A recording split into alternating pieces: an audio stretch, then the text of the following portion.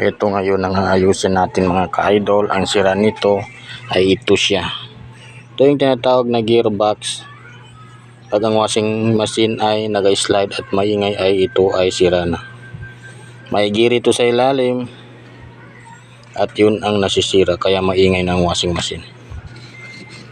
So madali lamang ito mga ka-idol papalitan.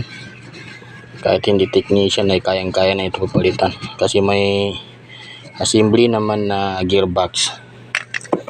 So ito siya. So bagong-bago ito. So ipapaslak lang ito, ganito lang mga ka-idol. Yan. Ganyan lang yan siya. Pagkatapos ay lagyan ng bolt at ibalik sa forma. So tapos na siya. So thank you for watching.